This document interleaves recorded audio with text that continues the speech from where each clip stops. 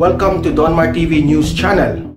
Okay, magandang hapon sa inyong lahat. It's 2:30 in the afternoon here in the Philippines at pag-uusapan natin itong pag-acquit kay De Lima sa kanyang second drug case. Kung ano ang nagiging reaksyon dito ni former President Duterte. Pero bago ang lahat, help me na i-like at i-share tong video natin sa Facebook at sa YouTube para naman kakalat ito sa taong bayan. So sabay-sabay tayong mag-like and share. 1, 2, 3, go! And also guys, subscribe, follow Donmar TV para lagi kayong updated sa mga balita na kagaya nito. So sabay-sabay tayong mag-follow and subscribe. 1, 2, 3, go! Thank you very much.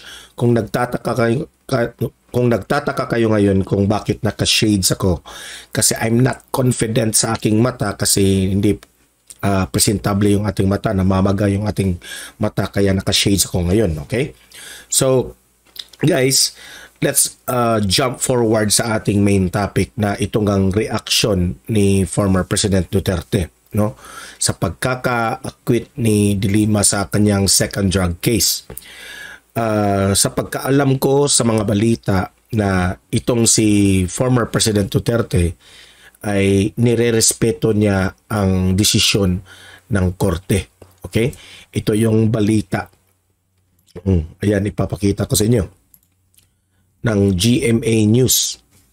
Former President Rodrigo Duterte has accepted the decision of the local court to acquit ex-Senator Leila De Lima in her second drug case, according to Salvador Panelo, Presidential Legal Counsel during the administration of former President Duterte. So syempre itong si Panelo at itong si former President Duterte ay magkalapit ito, no? So siguro napag-usapan nila at alam ni Attorney Panelo na Duterte accepted the decision of the court with the De Lima's second drug case decision. Okay? So, may ipapakita akong video sa inyo, no, sa News 5 tungkol pa rin dito. Okay? At magre-react tayo dyan. Yan, play natin. Hindi raw interesado si dating Pangulong Rodrigo Duterte sa pagkakaabsuelto ni dating Senadora Leila De Lima ng kanyang kilalang kritiko. Sinabi yan ni Duterte kay dating Presidential Chief Legal Counsel Attorney. Patatandaan natin yan ha, na itong si former Senator Leila De Lima ay number 1 kritiko ito kay former President Duterte. At noong panahong presidente si Duterte ay talagang magkalaban sila. There are words, may mga sinasabi na yung dalawang kampo, De Lima at itong si former President Duterte ay nagsagutan, no? Talagang mainit ang kanilang buhay politiko sa isa't isa, no? So, still masasabi kong ma-appreciate ko talaga itong si former President Duterte dahil hindi siya nagtanim ng galit kay De Lima. Okay? Dahil the act of accepting the decision of the RTC branch ng Muntinlupa nirerespeto ni former President Duterte. No? So dapat ganyan sana yung lahat ng politiko. Ma-accept ang mga desisyon. Salvador Panelo, wala naman daw kinalaman ng dating Pangulo sa mga kasong isinampa laban kay De Lima. Iginiit din ng kampo ng dating Pangulo na kahit kailan hindi raw nakialam si Duterte sa judicial process. Matatandaang sa ilalim ng Administrasyong Duterte, sinampahan ng 3 drug cases at naaresto si De Lima.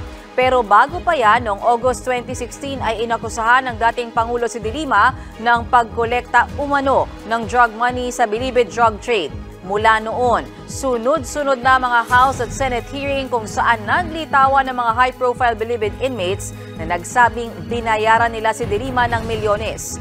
Yan ang mga naging basihan ng 3 drug case laban sa dating senadora. Okay.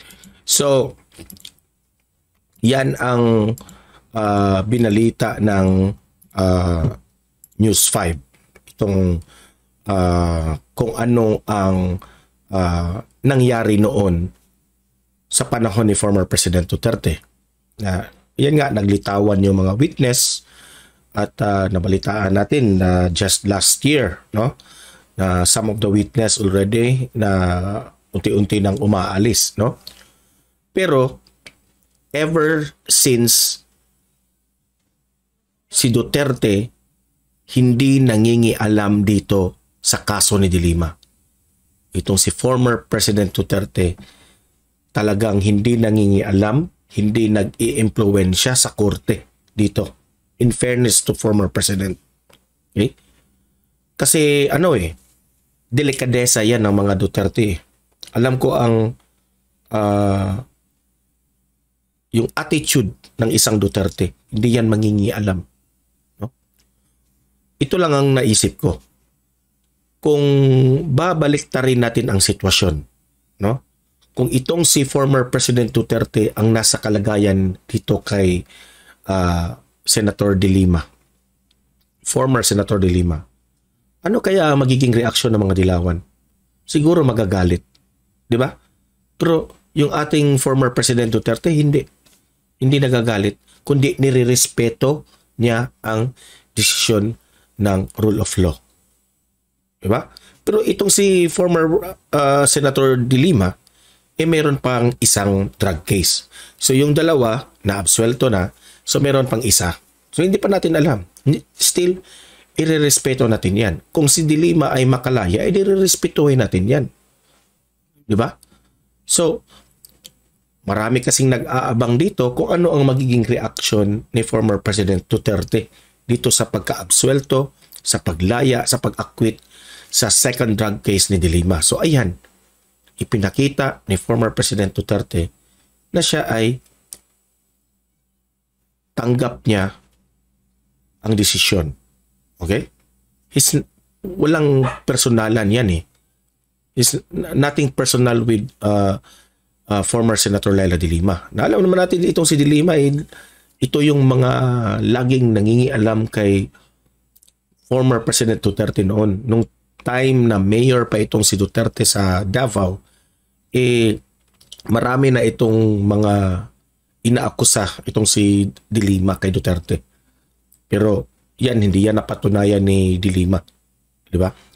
So, mga audience ko dito, ano ang masasabi nyo sa reaction ni former President Duterte tungkol dito kay De Lima? Tama ba na nire-respeto ni Duterte ang desisyon ng korte dito kay former Senator Leila De Lima? Okay? Anong masasabi nyo kay Duterte?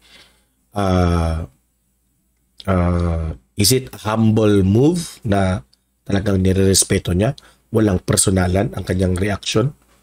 Diba?